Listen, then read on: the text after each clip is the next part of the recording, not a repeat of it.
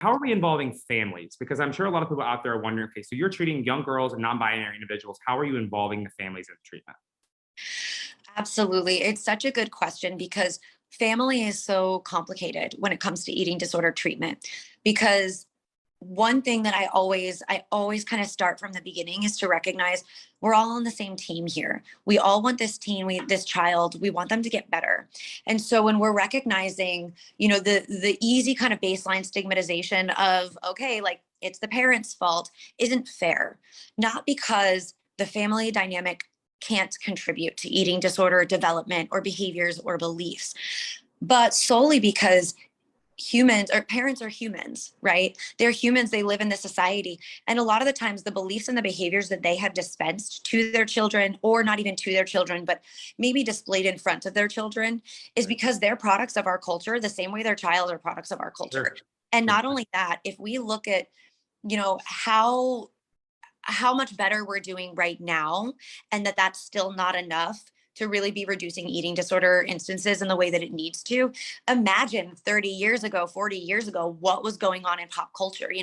Even now we're seeing this resurgence of the terminology, which I hate the phrase, but it's been a big headline of heroin chic is returning. And that's that 90s look of people presenting in thin bodies and presenting as very Sure. gaunt, and that concern that a lot of body positive, body neutral activists and eating disorder activists are coming up with of, oh gosh, no, please don't bring that back. And when we think about families and when we think about parents, we have to remember that's the culture that they were raised in. That's the culture that they experienced and were inundated with in their most formative years. Sure. So part of it is the biggest thing that we want to do at Trellis Recovery Centers is to allow the family to be human, to allow the family to recognize that you can explore also where this came from for you with non-judgment, without stigmatizing yourself, without shaming yourself. Right.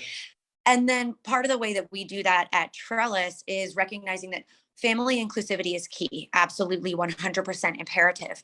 So for us, family inclusivity looks at, we do have family visitation. We have family visitation on request, and then we have one scheduled day per month where the families can come into the treatment center. What will happen on those days is from about 11 to noon, the family will engage with just the guardians alone in a support and psychoeducation group where we'll provide them with lessons based on what we notice coming up with the milieu of their children. And then from noon to 1, they would engage in a meal, and that meal might be a family style meal, all at the table with all of the clients and all of their guardians. But it might also be an individualized meal where, say that we notice that a certain family needs support, and so the dietitian is going to sit with just that guardian and just that child and support them in the meal. And then after that meal, the family would then engage in a combined group with the clients, with the guardians, all together in a psychoeducation activity based group that allows the family to connect. So, what we're trying to do here is we're not trying to have them come in because honestly, 3 hours is not enough to bring in the family and have a process group. It's Right. really going to connect and further disconnect the family from one another. So we want to focus those 3 hours on bringing the family together through education and connection. In addition to that, we also have every week there is a family therapy session with the client's therapist and their guardians.